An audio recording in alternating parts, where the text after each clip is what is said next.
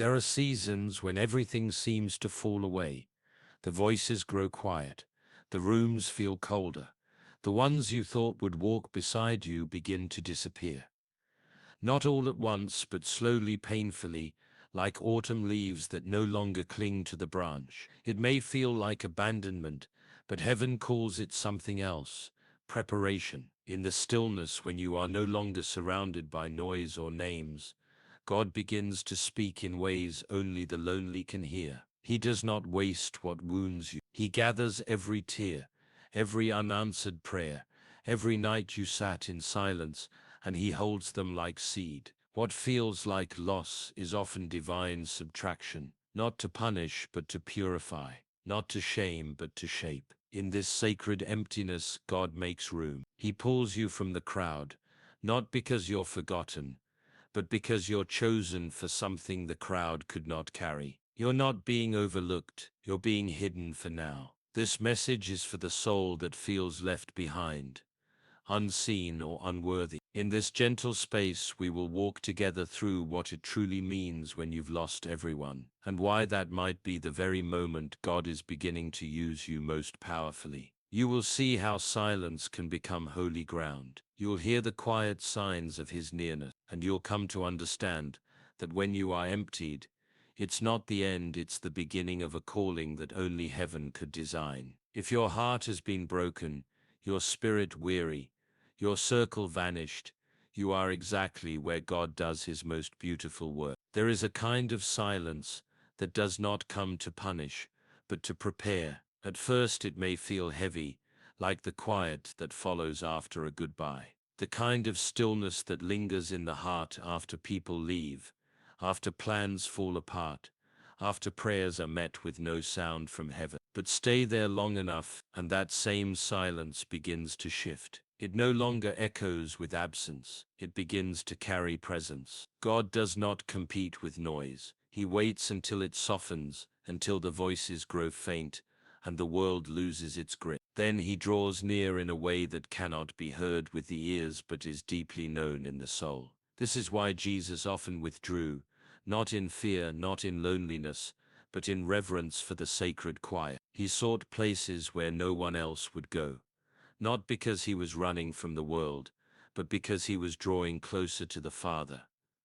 There is something holy about those lonely places. They strip you of what is shallow. They awaken what is eternal, and it is often there, far from the affirmation of others, that you begin to realize God has been waiting for you. Not the version of you that performs, not the strong one, but the one who is tired, emptied, quiet, the one who finally sits long enough to hear. In sacred silence, the soul breathes differently. Prayer becomes less about words and more about nearness. There is no pressure to speak, no need to impress, just presence and peace. This is the space where God begins to shape you gently, deeply, where He whispers things not meant for crowds or platforms, only for the hidden heart. It is not rejection that brought you here. It is invitation, an invitation into the wilderness, where the voice of God is clearest. And while the world may call it loneliness, heaven calls it preparation. What looks like isolation is often God's way of making room, of clearing out the clutter, of calling you aside so He can anoint you for what comes next. This is where purpose is born, not in the noise of recognition, but in the stillness of surrender. There comes a time when the invitations stop coming, when the people who once called your name no longer see you. The gatherings go on without you. The conversations happen, but you are not included. It can feel like loss, like something has gone wrong. But not all silence is sorrow. Sometimes God allows your name to be forgotten by men so it can be whispered more often in heaven. When the world turns its face away, the heart has only one direction left to turn: inward, and then upward. There in the stillness, something sacred begins to take root. Not bitterness, not pride, but a deeper longing for God that was once buried beneath the noise of attention. The soul, once distracted by applause or acceptance, begins to crave something more eternal, something holy. David knew this place well. Long before he stood before giants or sat on a throne, He was alone in the fields, overlooked even by his own father. When the prophet came to anoint a king, David wasn't called, his name wasn't mentioned, but heaven had not forgotten. God had been watching him in the quiet. While others saw a shepherd, God saw a king, not because of position, but because of posture. While no one else was looking, David had been worshipping, praying, singing psalms to the Lord beneath the open sky. Heaven doesn't need the crowd to validate the call. What is sacred does not need to be seen to be real. There is a kind of grace in being hidden. Obscurity can be a shield. Not everyone who celebrates you is safe. Not every platform is pure. And so God sometimes pulls you back. Not to punish, but to protect. He keeps you from places that would feed your pride. He withholds opportunities that would come too soon. He guards your name until it is time. Being forgotten is not the same as being forsaken. When man no longer sees, God begins to reveal. He draws near to the unseen, the passed over, the pushed aside, and he plants purpose in the hidden places. The kind of purpose that does not need a title, a stage or a spotlight, just obedience, just faithfulness, just the quiet echo of his voice calling your name when no one else does. There is a kind of breaking that does not destroy. It opens. It strips away what is hard, what is guarded, what no longer serves love. This kind of brokenness is not bitter, it is tender. It does not leave you empty.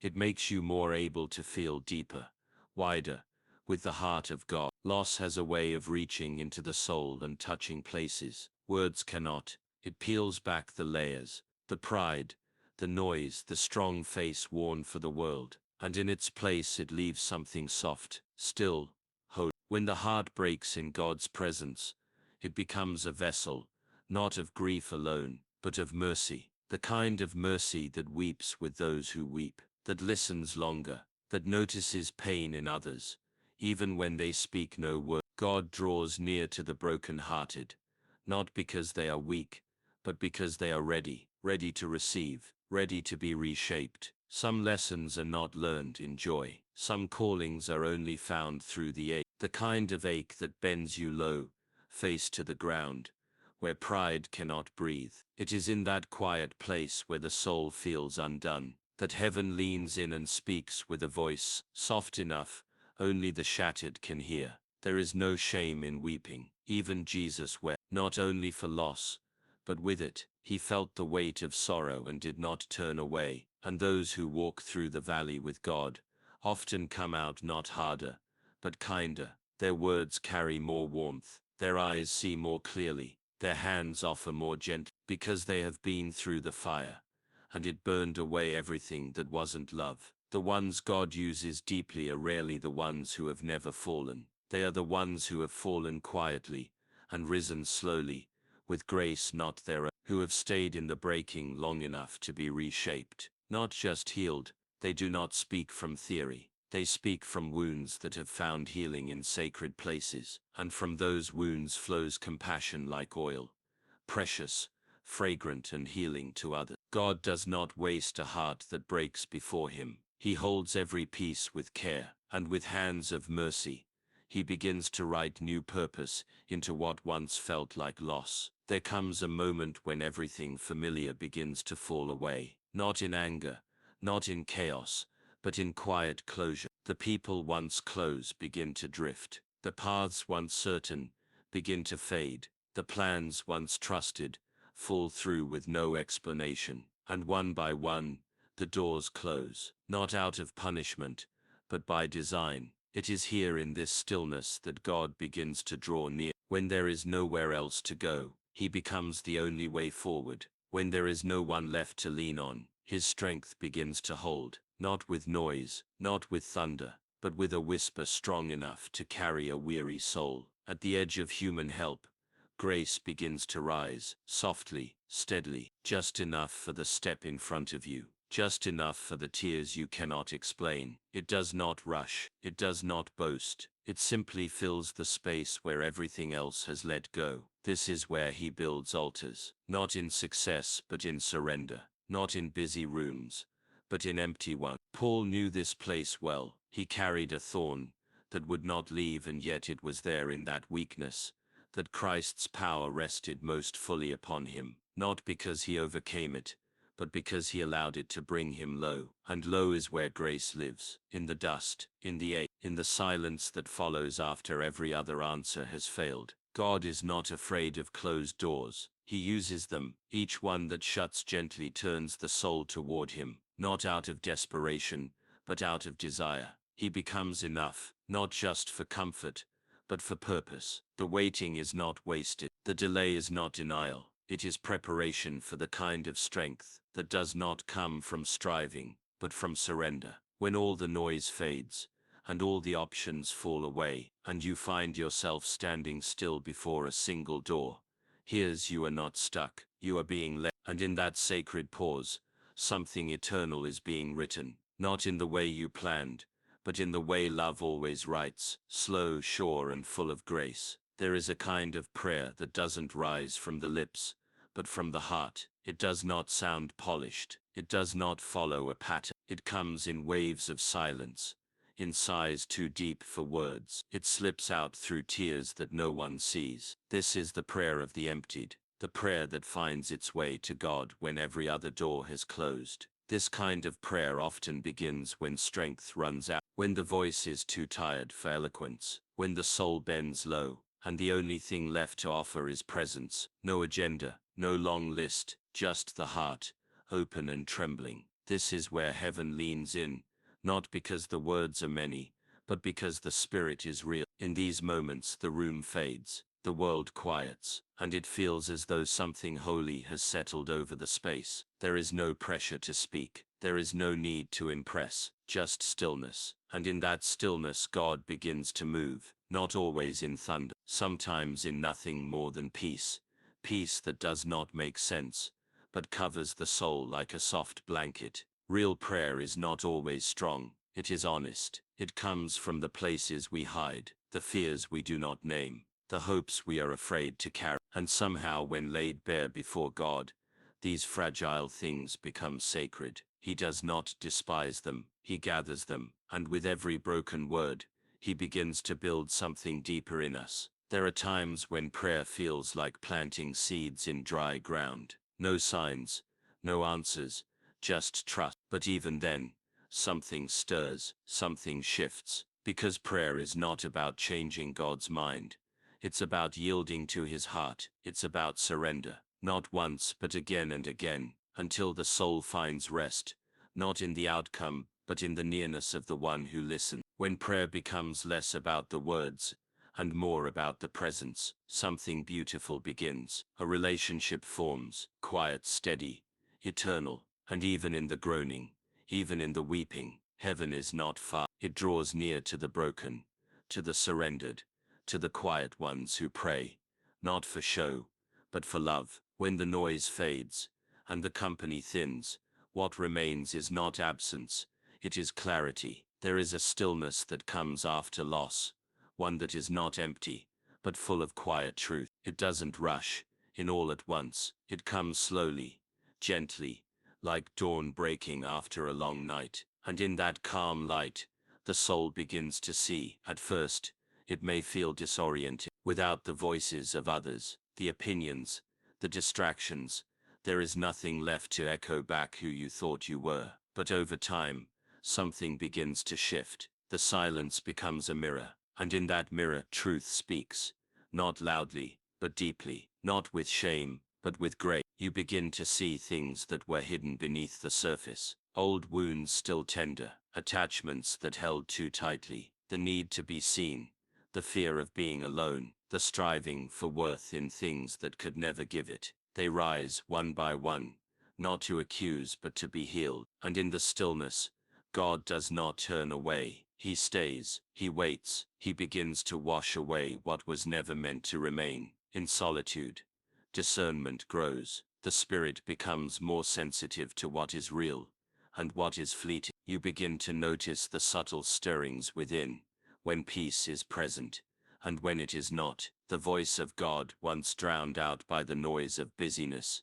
begins to rise again, soft, steady, true, it echoes in the quiet, and the soul now still begins to hear. The way forward may not be mapped, but the next step becomes clear, not because you have all the answers, but because you've learned to be still, to listen, to wait. There is wisdom that only comes in the quiet, the kind that cannot be taught, only received. It does not rush, it reveals, and as the silence stretches on, it does not grow cold. It becomes a sanctuary, a place where God speaks, not only of what is to come, but of who you truly are, not what others said, not what pain tried to define, but the voice of the one who formed you, calling you back to truth, quietly, faithfully, completely. Pain changes how the heart sees. It softens the eyes. It slows the pace. It makes space for others in ways comfort never could. When sorrow passes through the soul,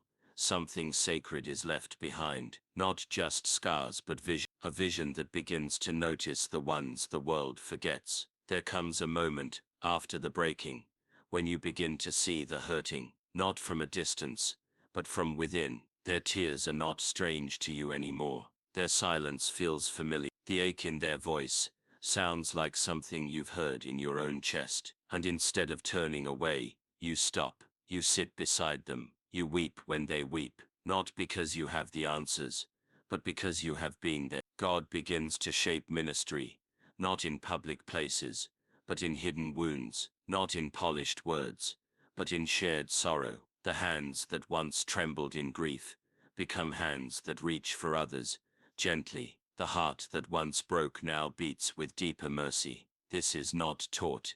It is formed in the fire of loss, formed in the silence of surrender, formed when there was no strength left, and grace carried you through. Jesus too was a man of sorrows. He did not walk past the weeping. He stopped, he touched, he healed, not out of duty, but out of love. His compassion was not distant.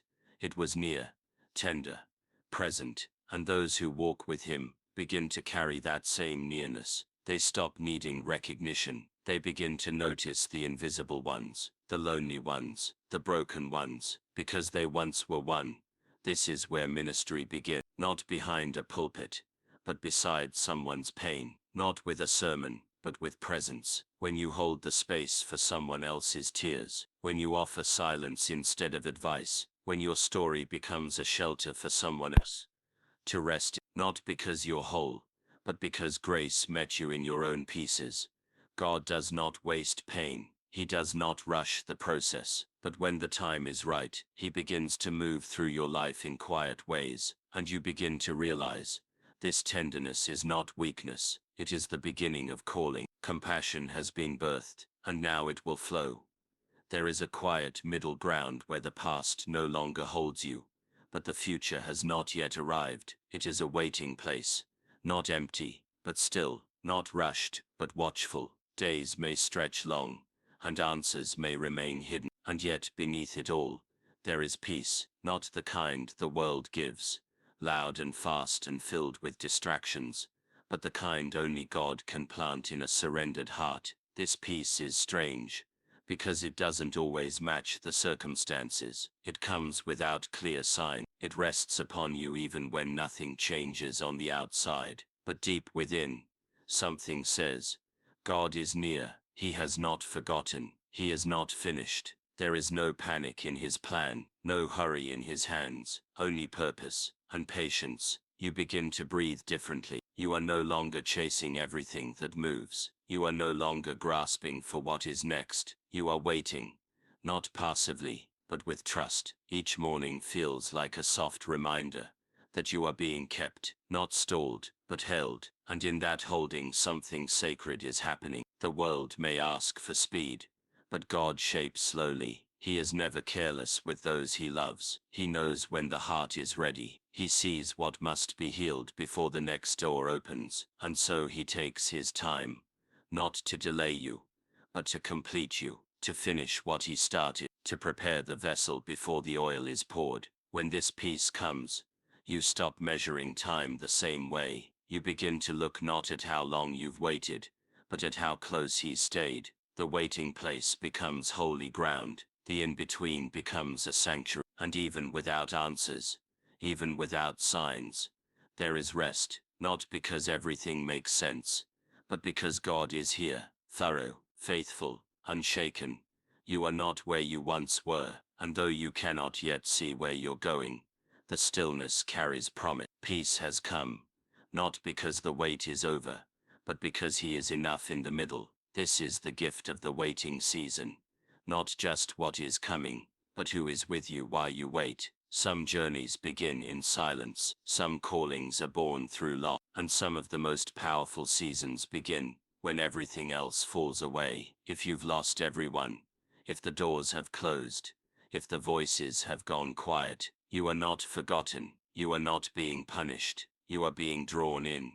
God is near to the broken-hearted. He hides those He loves in sacred places, and when the time is right, He lifts them, not in noise but in grace. What you carry, what you've walked through, is not wasted. Every moment in the wilderness has been shaping something eternal in you, and soon, what was hidden will become holy ground for others to stand on. Let this be your quiet assurance. You are still in His story. You are still in His hands, and He is not late. He is being thorough. If this message brought peace to your spirit, you're welcome to like this video and subscribe to our channel. We offer gentle words like this each week for those who are waiting, for those who are healing, for those who still believe God speaks in the quiet.